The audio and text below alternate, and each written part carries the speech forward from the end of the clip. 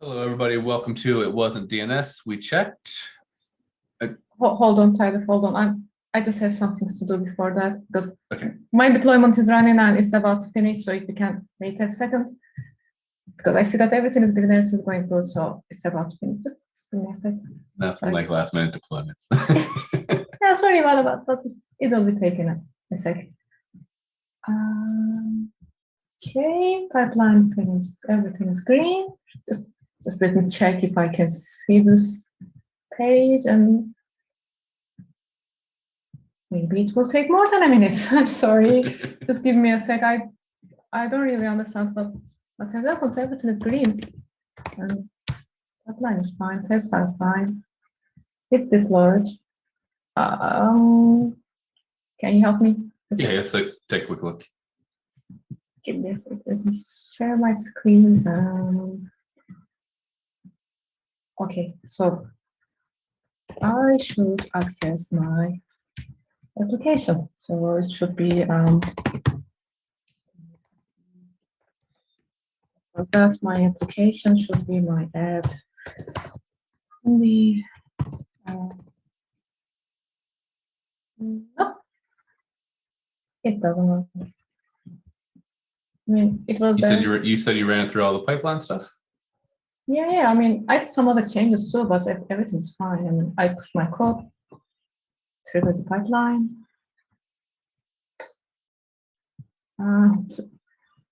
It can't be DNS. Don't say to me if it's DNS because maybe it's the network instead. I don't know what. Yeah, let's go ahead and check everything else then. Let's go ahead and check DNS just to be sure. Okay. Well, it wasn't DNS.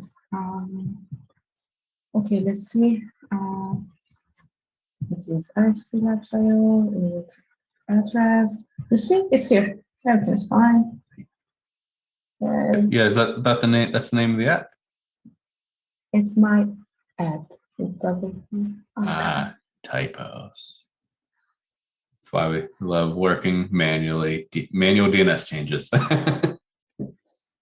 It was DNS. It's always DNS. Of course it was DNS. Oh, I'm sorry. Okay. Okay. All right, back in good shape. Let's go back.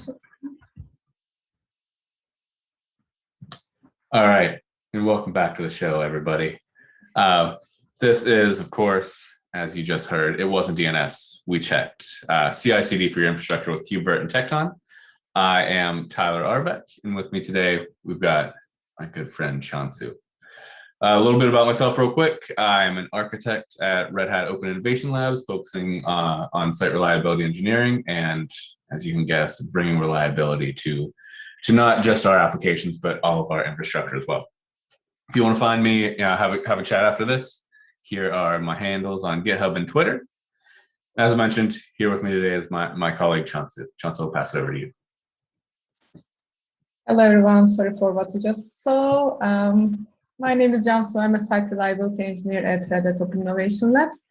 I'm a passionate techie. I work with close collaboration with companies to form, enable, and accelerate their product teams by helping them to adopt site reliability engineering practices and DevOps culture. You can also reach out to me from my Twitter, and here's my GitHub account. So feel free to reach out to us after the session if you have any questions. So, okay, let's start. So what we're going to talk about today, together we will talk about what just happened and why it happened. And we will talk about how we can prevent this in the future by using some great open source tool we love. So let's see. What just happened? As a passionate techie, in order to make my application work or my new shiny feature work, I did a couple of changes, right? I did a couple of changes in my source code, and I also did some changes and other stuff. And I pushed my changes to the source code repo, which triggered a pipeline to build my code, to test my code, to check my code quality, and to deploy my application into an environment. I'm not going to go through all the benefit of having an automated CI/CD pipeline in place. I assume that we've been seeing its benefit for years. I mean, I don't know, it helps us to improve collaboration, faster releases, improve mean time to recovery, mean time to recovery, enhance test reliability, better quality, a lot. And so I was living the good life by knowing that if anything wrong, my pipeline would catch it and wouldn't allow me to deploy my stuff to production. Because CI/CD basically is here to save me from myself, right? And my pipeline did its work, actually. I mean, it checked my quota, it saw that nothing is wrong, it was all green, everything was fine. But still, something didn't work quite right? And something changed in the background, and my pipeline couldn't catch it. And that is why we're here to talk to you today. It's great to capture all of these, all of our application bits, right? You know, it's good to test all, you know, that all the pieces are working together. But what about the lonely old infrastructure, you know, rocking around in the back end? Never gets enough love. It's always, oh, we need to make that change. Okay, someone log into the UI and make that change. Or, hey, maybe we have that in a bash script somewhere. Yeah, you go ahead and run the bash script. That's how we've always done it, right? It always comes to, and then comes to great deployment. All of your tests, all of your CI/CD for your app runs.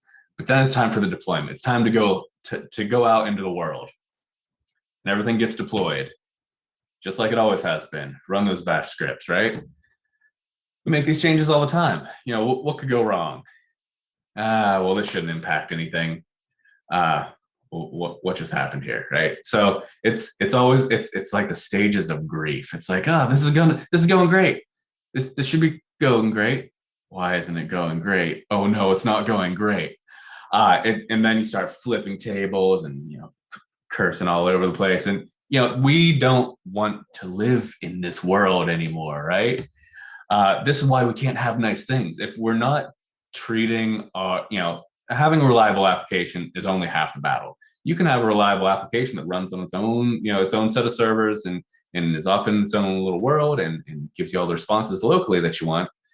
But if no one can get to it, none of that matters. The application is only half the battle.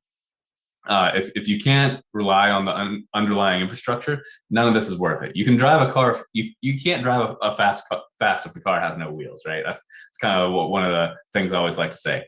We should be able to lean on these processes. We've, like Cansu said, we've been doing this for years with applications now. You know, whether it's, you know, with our own fancy tools or, you know, leaning them back on good old bash scripts, right? We should learn from the application lifecycle and apply that to every piece of our core infrastructure. And as the old saying goes, right, it's always DNS. So the first thing we want to show how to do today is to apply these types of learnings to our good friend, the DNS server. Because without going through all that, you know, it's silly to ever believe that things are just going to work. If you hear someone say it just works, brace yourself. It's not just going to work. Yeah. So you know, how do we do that? Cansu, let's kick it off. Let's get into it. Well, as everything, and this is also a process, and there's going to need to be a little bit of investment here. But ideally, the important thing is that here we can lean on platforms that are likely already running, rather than having to figure out how to interact with all these different APIs, all these different infrastructure components in order to just do our testing. We can rely on our good old buddy Kubernetes API in here. And this is super exciting. This is really great, because by being able to rely on a common platform just to replicate our infrastructure components, it's really reduced the overhead of having to maintain all these different tools, different numerous code bases. But I'm talking about infrastructure components which heavily based on virtual machines. And how are we gonna do that, right? We would like to rely on this Kubernetes API, and it sounds like possible now, Tyler, is it? Yes, absolutely. A good old friend KubeVirt right here. You know, I didn't have the Tekton shirt, so I'm wearing the KubeVirt shirt today. You know, it's now possible, like Cansu said, to use that common that core API server to describe everything in a similar format. And yes, that comes down. It's YAML. We may not like it, but we may not like it, but we've come to love it and just accept it into our lives, right? And with KubeVirt, just like we define our applications, we're now able to define our virtual machines in the same way. In that same, we can it's kind of an ecosystem of tools. There's kind of the core KubeVirt, which spins up the virtual machines, but there's also a bunch of tools now that allow you to define your own gold image. So rather than just like pulling a container image that's based off of Fedora or Red Hat or whatever operating system you want to use for your virtual machine, you can literally take the thing that is running on your virtual machines and bring it right into Kubernetes, bring it into OpenShift, and run it right there. So it's not just, oh, let me run something that looks like it. It's let me run the exact thing. I can take a snapshot, bring that snapshot over into KubeVirt and run it. I can take my Kickstart files and pull them in and run them. So it's not running something that looks like a VM. It's running a VM inside of OpenShift. And this has become one of my favorite tools to create what I like to call ghost systems, things that are exactly what I am running out here in virtual land, without having to kind of take up a bunch of bare metal machines or resources on my hypervisor, things like that. It's, hey, I'm already running tests. So likely I'm already running tests over here in my Kubernetes platform. Now let me bring all these other environments that mimic my real environment in a place that I can't hurt anybody, because then we can run a bunch of tests and we can beat these things into the ground. And then when we're done, delete, and we're off to the races. But that's only half the battle. Being able to create things is one thing. Being able to, kind of orchestrate what happens with them is another thing. And for that, we have our friend Tekton. Now I wish I had wear my cat shirt. Yeah.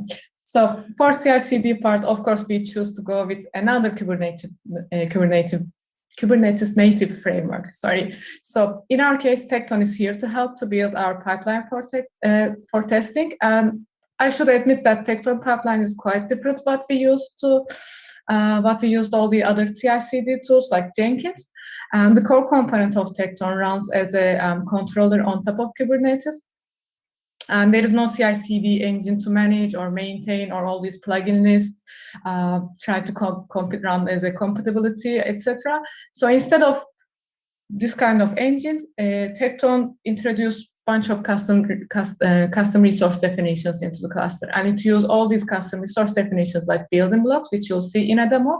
But before the demo, let me just confuse you a little bit. So in Tekton, there are steps, and when steps get together, it creates tasks, and then Tekton aggregates those tasks and creates some pipelines. And pipelines are stateless, reusable, parameterized collection of tasks. And when tests are linked together in a pipeline, which describes your end-to-end deployment for an application, or in our case, end-to-end testing for infrastructure component. And we can also use triggers to trigger those pipelines, and some sort of help us to use the event payload from our Git resources to create more Kubernetes resources within the pipeline. So it may sound complicated, but with concrete representations of all these blocks as declarative configuration, Tekton really creates a standard platform in the same way your Kubernetes provides for your application deployments. Like we said in the KubeVirt, this prevents us to reinvent the wheel and use and rely on what we already have in our hands. Yeah, and it sounds like a lot of moving pieces, right? But the nice thing is that now we don't have these things that are kind of interdependent, and one pipeline is not going to impact the other. It's all about, these things are kind of off in their own, they're kind of namespace, they're off in their own world, as long as you don't kind of give them too much permission, of course. But it's all about making sure we're running things in environments that aren't impacting each other. There's no dependencies kind of cross pipeline where, well, this thing needs to be this version and that needs to be this version. It's all, hey, you create your own pipelines out of maybe common shared tasks, or you create your own tasks, and then we're off to the races. And that kind of takes us into the next spot, right? Let's stop talking about this. Let's fix our problem. So one kind of where we were is that take a look at our repo here, and I'll try not to I exam anyone here with our with all of our YAML. But just like everything else, we want to test our code. We want to test multiple things about our code. We don't want to just test that this thing deploys. We want to test that, let's try to save ourselves as much time as possible. Let's make sure, let's lint things. Let's lint our infrastructure as code. Let's deploy the things we want. So you'll see here, and we've got our Tekton repo, which will contain the tasks and pipelines that Cansu talked about.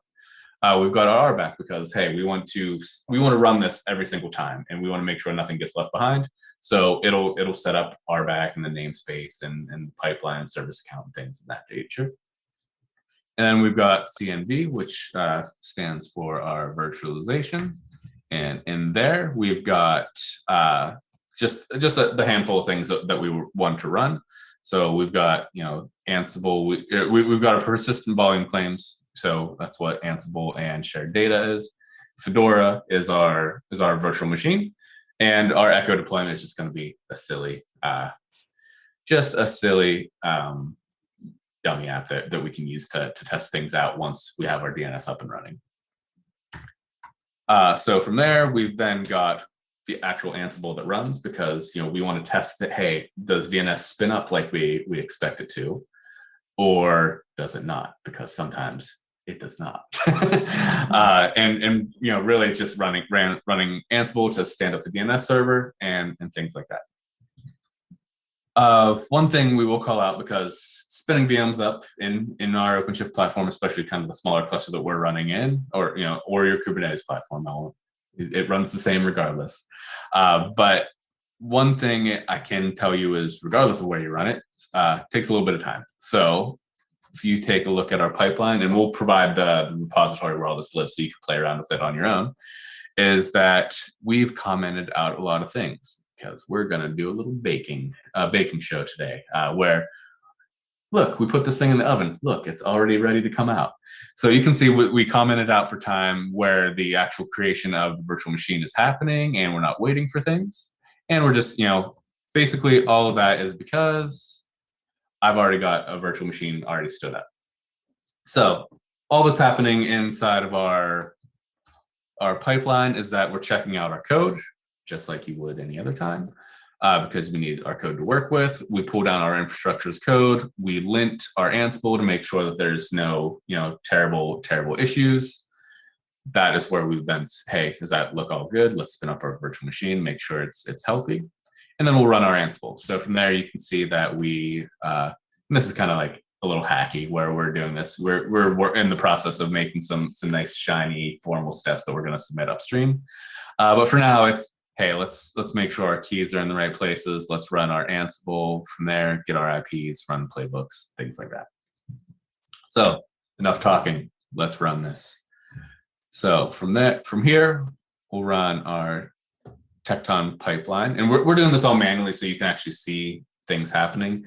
Traditionally, like Cansu mentioned, there's a bunch of moving parts with Tekton. You would really want to use something like triggers. That way, I submit a pull request. It kicks off, it kicks something off in Tekton where it actually starts running my pipeline. Pipeline reports status back out. So we'll go ahead and kick this off. You can see I'm specifying what volume claims to run, what service account to run as, and go ahead and run that. And it tells me, hey, you want to look at your logs? Go ahead and look at our logs as this is running. So fires up, starts checking out our code. And the nice thing, and one warning I tell you all, is don't ignore your pipeline logs. Just because something is green now doesn't mean it will remain green. Sometimes it tells you, hey, there's a warning. You should take a look at this, because there's smoke. There's not fire yet, so you're not like, oh, it's broken. But smoke means there will be fire. So deal with it. So you can see things like warnings and deprecation warnings. So word to the wise, always pay attention to your pipeline logs, especially when it's telling you, hey, you're using an old version of Python that you should be using. Luckily, this is all fake. None of it's real. So no security boogeymen come for me today. So as you can see here, all this is happening against the virtual machine that is living inside of our cluster. We're installing our packages just like we would on a real virtual machine. It's opening up all the appropriate firewalls. It's configuring our zones and setting up the named service and all the nice kind of configurations that need to be there. It's making sure all the files that named expects to be in place are there, and we're happy. We get okay, changed, no failures. Why? Because we fixed the error that Cansu had shown us at the beginning. We no more kind of typoing things, because we're keeping all of this as code now, right? Just like we had before, we check in the change. It's going to show us the change, and as long as we see that everything runs well in here, we can feel comfortable that when it gets pushed to the real servers, it will be what it looks like, because we're able to fake our environments inside of our Kubernetes cluster. To show you that, we can go ahead and actually connect directly to the virtual machine inside of our cluster with the virtctl tool from KubeVirt. We can then say, let me just dig my app. We can see that I get a response, but even better is I can say curl myapp.rhtlabs.io and it should work. All right, I probably misconfigured something, but our DNS is good. That's probably just an issue on my end. Live demos, fun. So we'll go ahead and fix that up. Got it. Looks like our pipeline needs a little more fixing, Cansu. But as you can see, from here, the possibilities are they really are kind of endless. You can not just do something silly like, hey, let me add the appropriate DNS record to my server. I can test out kind of everything inside of my environment. I can start building out all of my apps, and I can have a true integration test for my entire production environment, and I can shove that all into a Kubernetes cluster, test it out, feel comfortable that everything's in place when I'm making these large changes. Maybe you're just completely yanking out, your switches. Maybe you're switching from one vendor to another. Hey, I want to see what this looks like when I throw this thing. Well, if they give you an appropriate image, just slap it right in. I mean, we've seen other kind of talks like this where folks they've done a completely virtual network change, saw that it worked fine, and then they went and bought the equipment. Like, you can test these things before you have to go buy the real world equipment now. And that is what's really exciting to me, because it's like, ooh, look, I get to play with all the toys, but I don't have to pay the money until I'm ready to pay the money. And that's always been really exciting for me. But it's not always rainbows, right? I think we've learned quite a few things. Cansu, I know you've hit some struggles before. I'll let you kick us off here. As I said in the Tekton, there is especially for Tekton part, I think, at least for me, there was a huge learning curve at the beginning, because it was really different from what we used to, from Jenkins or the other tools. But and Tekton was quite new when we were playing with these, and it kept changing and changing, but now it's quite stable in my point of view. But this shouldn't intimidate you, and this is you can find a lot of now the examples around this. And actually there's a project under KubeVirt called KubeVirt Tekton test. So all these tasks that you just show and more around it, like how to add SSH key into those virtual machines, etc., you can find those Tekton tests. So just and since that everything is on top of your Kubernetes cluster and everything is as code, and it's easy to get a sandbox environment on top of these clusters, you can keep playing and keep trying and keep learning. And so don't just think that, oh, this takes a lot of time to spin up, or there's something wrong, or, well, how can I get this information from payload, or things like that. It will be great, but when you make it run, the feels the feels is really nice and it's really good. So yeah, it's the same feeling you get with your application pipelines when they run. Oh yeah, they ran. Now you get it double. Now you get to get it with your infrastructure as well. And you're right. These are two very large projects, and there's a lot to kind of grok and kind of get your head around. But once you get it, it's good. And the best part about this is, there are tons of docs out there that, sometimes you're like, I don't need to read that. I can make this work. And then you like bang your head against the keyboard for a little bit. Trust us, read the docs. The docs are great. The community is great. Ask questions. You get very quick responses.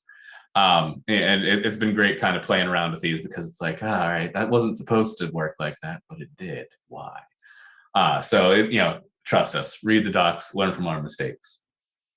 Speaking of mistakes, the other big part here is, remember that, it's always permissions. Permissions are just as bad as DNS. And you need to remember that each individual task is running as a service account. It's not like, hey, this is, if you don't specify someone with the right permissions, of course, it's not going to be able to happen. And that's why you saw, I needed to specify, hey, run this as my pipeline SA, because if I didn't, it wasn't going to have access to the persistent volume claims. It wasn't going to have access to the virtual machines, because it's the CRD that doesn't naturally have access to things in that namespace. So remember, always check permissions. I lost an afternoon to that. Don't be me. Another thing that I think we try to find a workaround is that the Tekton, since everything is runs in containers, everything runs as pod in Tekton land. Also, every single task has their own pod. It's kind of hard to share information between these pods, like the status of one task. In order to share the information from last task, you need to read-write many storage. If you would like to use that, kind of information or result between the tasks, and you don't always get to read-write many storage easily.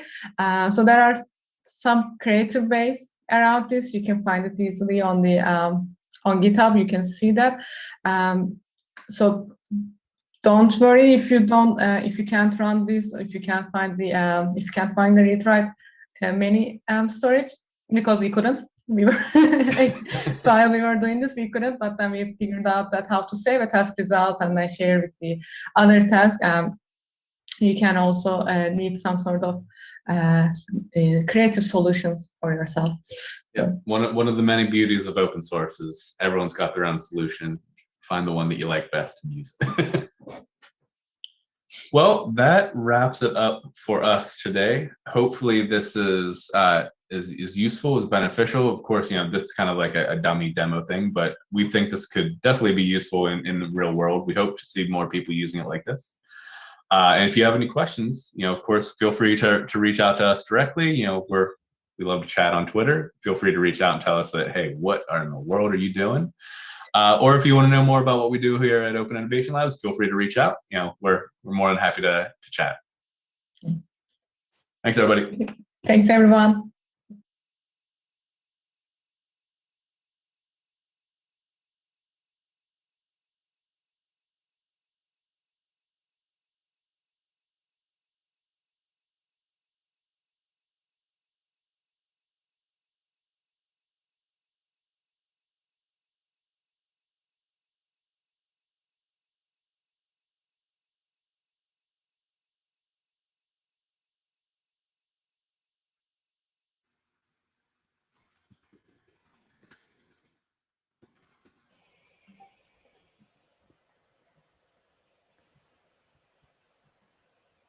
All right. I think everyone can hear us now? I can hear. So all right, you can hear me, so that's good. So thanks for watching, everyone. I think we have a few minutes here for quick questions. I see one over there in the Q&A. If you have more, feel free to drop them over there. But question from Adam was, speaking of DNS, can processes inside a KubeVirt machine access in-cluster services via their in-cluster DNS name? Yes, absolutely. And that's exactly how we interacted with some of the services we were using as part of that pipeline. But then we also dummied up. We had a container running that we gave an actual non-cluster DNS name, which was where you saw things initially break there. And it was just me typing the wrong thing there. But yeah, you can, from a KubeVirt VM, it has access to everything that's running in the cluster, and you should be able to access it just like here, just like anything else running in the cluster.